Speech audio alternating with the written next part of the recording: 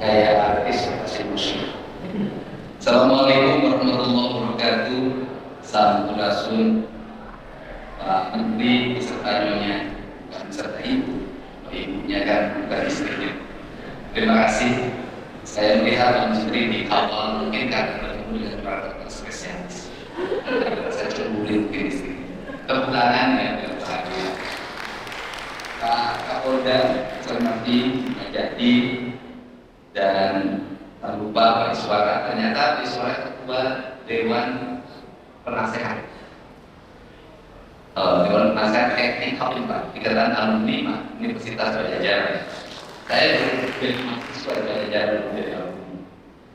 Kemudian ada sahabat saya mantan dokter yang relatif untung dibanding yang lain. Jadi dokter menjadi wakil anggota DPRD provinsi, menjadi wakil bupati, menjadi bupati 2 periode, menjadi anggota DPR RI, Komisi Bidang Kesehatan. Jadi kalau tidak memperjuangkan nasib dokter dan dokter spesialis, terlambat. Terima kasih. Buka janji nanti, kemudian ada Kakes dan 3 Siliwangi, Pak Rektor Unpad, Pak Direktur Rumah Sakit Hasan Sadikin, para guru besar, sahabat-sahabat saya, para dokter dan seluruh aktivitas akademika. Sebenarnya problem perundungan, problem nepotisme, problem korupsi itu bukan barang baru, itu sudah barang lama. Perbedaannya adalah dulu nggak ada yang ngomong, dulu nggak ada yang speak up. Hari ini apa yang tidak viral? Jalan rusak, Pak Dedi, jalan rusak Pak Dedi. Di rumah sakit pasien tidak dilayani, bertengkar antara dokter jaga dengan keluarga pasien. Ini juga harus jadi pemikiran kita. Keluarga pasien pengen dirawat, dokter jaga kalau dirawat nggak ada yang bayar. Karena boleh dirawat menurut BPJS kalau suhu badannya 40 derajat. Kan ini problem yang harus diselesaikan. Ujungnya dari seluruh rakyat siapa sih? Dokter korban. Pemerintah telat bayar rumah sakit, dokter yang korban. Nah karena dokter menjadi korban, jadi dokter itu apa yang menjadi kesulitan zaman ini sih? Jadi dokter apalagi dokter spesialis mahal. Kenapa mahal? Kita harus mengakui bahwa terjadi pergeseran nilai dalam dunia kedokteran kita. Beda dengan zaman dulu. Zaman serba pengabdian. Jadi zaman dulu, zaman serba pengabdian. Kalau zaman sekarang, zaman segala perhitungan. Semua dihitung berdasarkan profesionalisme. Karena semua dihitung berdasarkan profesionalisme, yang bagi kita gubernur gampang ngomong ke dokter, tingkatkan profesionalisme yang ikhlas. Karena kita orangnya udah gede. Kalau orang yang punya jabatan DPR, gubernur ngomong apapun yang enak, mobilnya sudah ada, kemana-mana ada motornya, ajudan punya, seluruh tintanya dilaksanakan. Dokter mau ngadu ke siapa kalau jasa layanannya telat?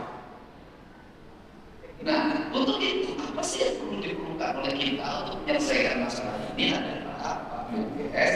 Menurut saya dunia kedokteran harus mulai dari awal, dari rekrutmen calon dokter. Dulu namanya calon dokter terbaik biologinya di sekolahnya, fisikanya hebat, kimianya hebat, matematikanya hebat. Walaupun keluarga tidak mampu masuk universitas negeri bisa selesai dengan baik. Itu zaman dulu. Sekarang pinter aja nggak cukup kalau orang tuanya tidak punya kemampuan ekonomi yang cukup. Boleh dikit boleh, hari ini asal punya duit. Tepuk tangan benar.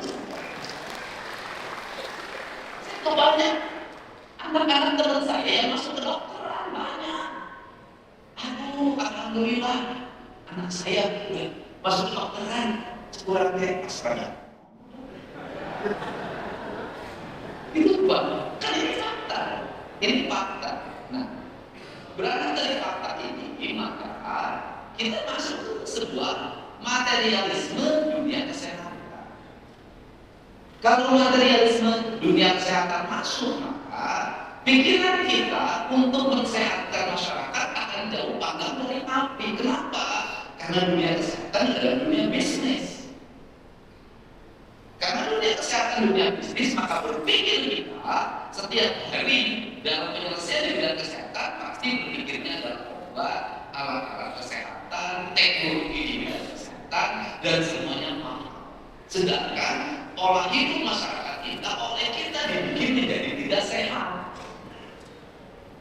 Saya boleh ngomong, apakah ada larangan dari Kementerian Kesehatan dan Dinas Kesehatan Provinsi Jawa Barat pada anak-anak kita yang sebelum pergi ke sekolah dia tiap hari minum air kemudian bergula dan dijual di warung-warung secara terbuka? Apakah kita respect mendorong sekolah untuk anak-anak di lingkungan sekolahnya memeriksa makanan yang ada di sekolahnya, di halaman sekolahnya, jajanan yang dia konsumsi dibawa ke lab sekolah, kemudian dikonsultasikan dengan dokter ahli sehingga bisa dihitung apa dampak yang ditimbulkan dari problematika makanan yang salah dimakan oleh anak-anak kita dalam kepentingan kesehatan jangka panjang anak kita. Saya sudah berkali-kali ngomong, halal dan haram kaidah kita itu selalu terbatas pada babi haram, daging anjing haram, daging ular haram. Terus saja di situ berkutatnya. Kapan kita mengatakan bahwa konsumsi gula yang berlebihan itu haram, konsumsi lemak yang berlebihan itu haram, kemudian jatuh warna yang berlebihan itu haram, dan kemudian berbagai makanan yang disajikan sebagai bahan pakan untuk domba, untuk sapi, untuk ayam, ikan, itu dikatakan mana yang haram, mana yang tidak haram, sehingga problematika akut penyakit yang seluruh sendi berganti dalam setiap waktu tidak akan bisa terselesaikan oleh dunia kedokteran menurut saya, karena dunia kedokteran berposisi sebagai bengkel atau sebagai hilir dari sebuah dunia kesehatan. Padahal menurut saya dunia kedokteran adalah guru dari dunia kesehatan. Kalau dunia kedokteran guru dari dunia kesehatan, maka seluruh pembangunan yang dilakukan di Jawa Barat harus mendapat rekomendasi dari Dinas Kesehatan. Bangunan ini sehat atau tidak, jarak kita sehat atau tidak, transportasi udara kita sehat atau tidak, transportasi darat sehat atau tidak, problematika selesai. Indonesia itu selalu ribut di hilir, tidak pernah menyelesaikan masalah sendiri. Padahal problemnya adalah di hulu. Nah, untuk itu pada hari ini saya menyampaikan sebuah pesan bahwa sudah semestinya pemerintah kalau ingin melahirkan dokter yang profesional dan mengabdi bagi negara, jangan biarkan dokter-dokter yang mengikuti kuliah S2 spesialis mengalami derita yang panjang dalam hidupnya. Pertama, dia berhenti praktek untuk mengikuti kuliah. Yang kedua, menghabiskan ongkos untuk ikut kuliah. Yang ketiga, menghabiskan biaya yang sangat tinggi untuk ikut kuliah. Hanya orang-orang yang keluarganya kaya saja yang bisa mengikuti program ini. Ini untuk itu kenapa tidak ada kemajuan sebuah bangsa tanpa mengeluarkan dana untuk kepentingan pendidikan. Dan saya sampaikan, Dinas Kesehatan tolong dicatat di APBD 2026 saya akan menguliakan spesialis dokter-dokter umum yang mengabdi dengan baik di rumah sakit pemerintah di seluruh provinsi Jawa Barat. Dengan satu perjanjian setelah lulus harus mengambil tempat asalnya. Perjanjiannya sudah, kemudian kalau melanggar ada denda yang harus dibayar. Nah, ini yang dilakukan. Kenapa? Kalau tidak, kita tidak akan melahirkan dokter-dokter pengabdi, dokter-dokter ikhlas. Kita tidak akan melahirkan itu. Dan itu menurut saya tidak mahal. Biaya itu tidak mahal. Dan Ibu Kepala Dinas Kesehatan tidak usah dokter ASN, dokter PTT pun, dokter P3 pun, dia terbukti di puskesmas yang mengabdi berpuluh-puluh tahun. Angkat dokter kuliah dan dokter spesialis. Ini karena kita ingin lahir kelas menengah baru dalam dunia kedokteran yang berasal dari keluarga biasa, tetapi punya nilai akademis. Dan saya ingatkan, saya juga sudah dapat satu nama untuk diberi biaya pendidikan sampai selesai di Fakultas Kedokteran Unpad. Saya sudah ada nama-namanya, nanti dimasukkan ke.